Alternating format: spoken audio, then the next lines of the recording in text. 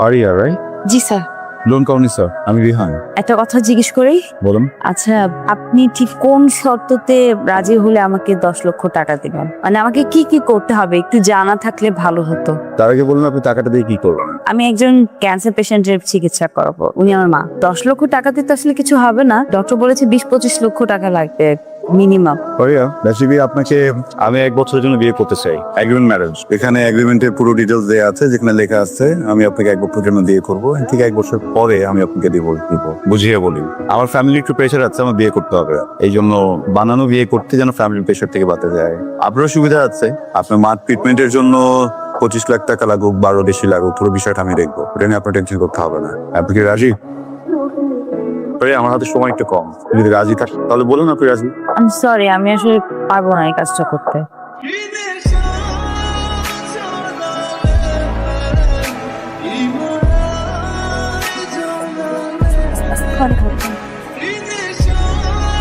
বেশি খারাপ লাগতেছে?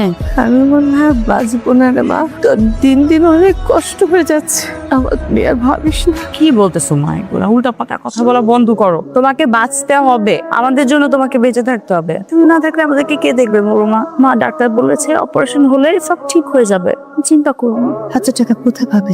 দিন রাত সংসার খাচ্ছিস, একটা কাজ করবো, আমাকে তুই গ্রামে দিয়ে আয়। আমি তোর বাবার পাশে ঘুমায় কাটাই দিতে চাই। কি বলতেছো তুমি মা? আল্লাহ ভরসা, সব ঠিক হয়ে যাবে মা। পাইজা কোথায়? কোচিং থেকে এখনো আসে নাই নাকি? তাকে নিজে কি করবো, ফোন দিচ্ছি তারও।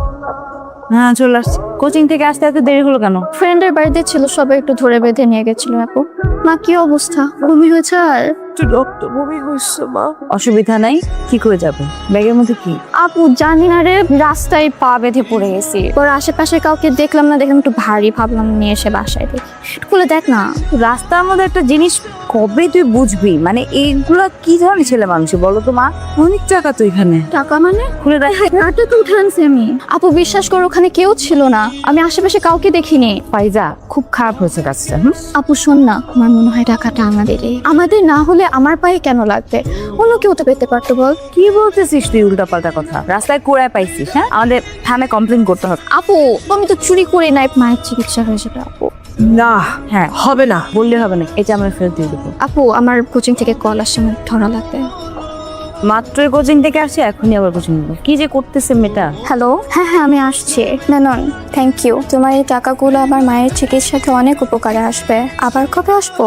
তুমি যেদিন ডাকবে। আচ্ছা এখন রাখি, আমি পরে সময় করে কল দেবো তোমাকে।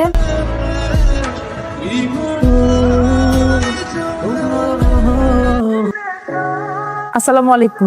ওয়ালাইকুম সালাম। আম্মা জান 3 মাস এবার আটকেছেন, ভাড়াটা দেন। আঙ্কেল দিয়ে দিব, চেষ্টা করতেছি যত তাড়াতাড়ি সম্ভব দেওয়া যাওয়ার জন্য। দিচ্ছি করে তো দিচ্ছেন না। আঙ্কেল আপনি চিন্তা করবেন না, আমি যত তাড়াতাড়ি সম্ভব টাকার ব্যবস্থা করে দিয়ে দিচ্ছি। আঙ্কেল আগামীকাল আপনাকে কিছু টাকা ম্যানেজ করে দেবো। আচ্ছা ঠিক আছে, আমি কাল আসবো, টাকাটা রেডি রেখো। তুই টাকা কোত্থেকে ম্যানেজ করবি? ওই যে পেলাম না, ওইখান থেকে দিয়ে দেই। পাইজা থেকে পাগল হয়ে গেছিস। আপু টাকাটা পেয়েছি, ওখান থেকে ইনাকেও কিছু দিয়ে দাও, মায়ের চিকিৎসাটাও শুরু করে দাও। একটু ভেবে দেখো।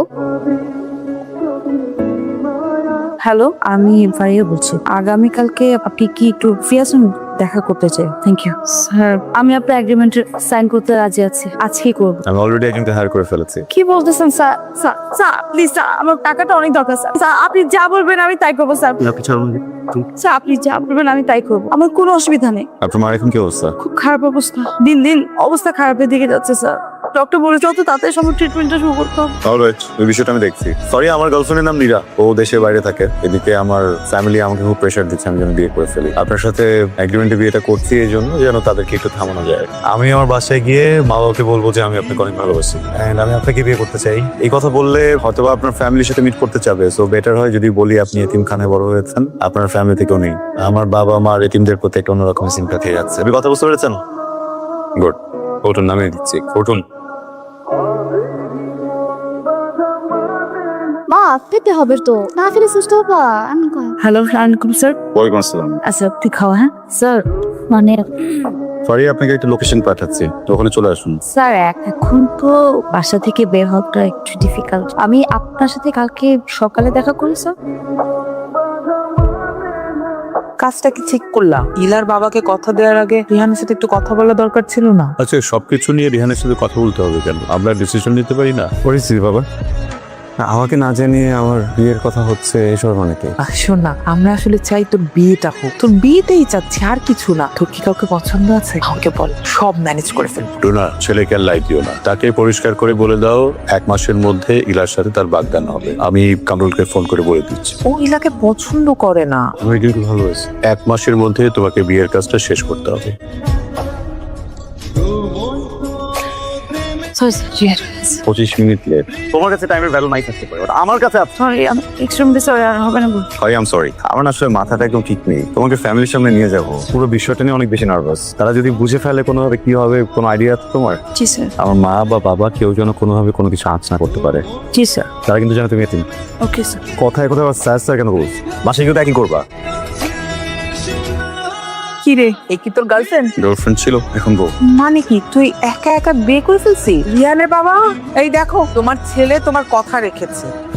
কি নাম তোমার? আমার নাম ফারিয়া। বাসায় কে কে আছে? বাসায় কেউ নেই, ও এতিমখানে বড় হয়েছে। তাই নাকি? আমি শুনেছি এতিমখানায় যারা টেক কেয়ার করে তারা খুব ভালো হয়। জি, আসলে ওনারা অনেক ভালোবেসেছেন আমাকে, কর্মের মতো। আর তুমি বসো না, আমি একটু মিষ্টির ব্যবস্থা করি। এক মিনিট, আমার একটা কন্ডিশন আছে। দেখো তোমাদের প্রেশারে আমি এখন বিয়েটা তো করে ফেলেছি, তো ফারিয়া এখন স্টুডেন্ট, ওর গ্রাজুয়েশন শেষ হতে আর 1 বছর লাগবে। তার আগ পর্যন্ত আমরা বিয়ের ব্যাপারটা কোথাও অ্যানাউন্স করবো না। 1 বছর পরে তোমাদের মন মতো করে ধুমধাম করে অ্যারেঞ্জমেন্ট করো, ঠিক আছে? আচ্ছা সেসব পরে দেখা যাবে।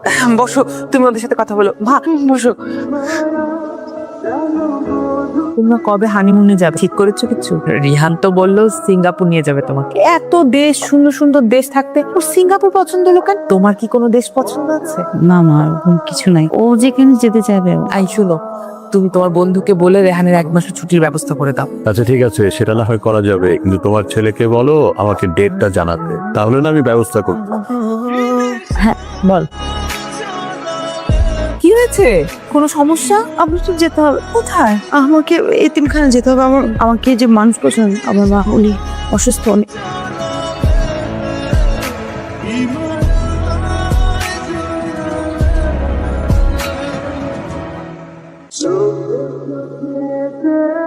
সরি, আমি খুবই সরি। এমন একটা সিচুয়েশনে কি বলে সিম্প্যাথি দেওয়া হচ্ছে আমার জানা নেই। আমার না ভেতরে একটা গিল্ট কাজ করে। তুমি যদি আমার কথায় এই বাড়িতে না থাকতে, সেদিন হয়তো আন্টির পাশে। I am sorry. আপনি সরি বলবেন না, আপনার তো কোনো দোষ নেই। আমাদের ভাগ্যে ছিল মাকে এখনই হারাবো, আপনার এখানে কোনো দোষ নেই। তারপর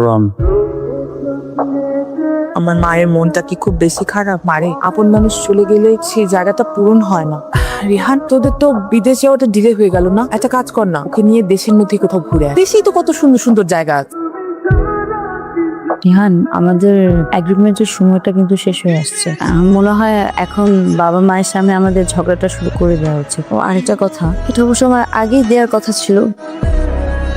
এগুলো কি? আপনার টাকা। টাকাগুলো তো আপনার। যার জন্য টাকাগুলো নিয়েছিলাম সে মানুষটাই তো আর নেই। আমি যাতে কি করবো বলুন? আপনার ছোট বোনটাই স্কলারশিপ পেয়েছে না, তো ওর কাজে লাগবে প্লিজ। আমি আমার নিজের এবং আমার বোনের খেয়াল রাখতে যথেষ্ট পারবো আমি, তারপর আপনাকে ধন্যবাদ। একটা প্রশ্ন করবো ফারিয়া, আমি মানুষ হিসেবে কেমন? আপনি মানুষ হিসেবে অসম্ভব পেতে, অল্পতেই রেগে যান, হুটহাট রাগ করেন, কিন্তু আপনার মনটা অনেক ভালো। আপনাকে কাছ থেকে যদি কেউ না দেখে তাহলে বুঝতে পারবেন যে মানুষটা ভালো। আমার মতো মানুষকে কি বিয়ে করা যায়? হ্যাঁ, কেন না? আমাকে বিয়ে করবেন কোনো এগ্রিমেন্ট ছাড়া?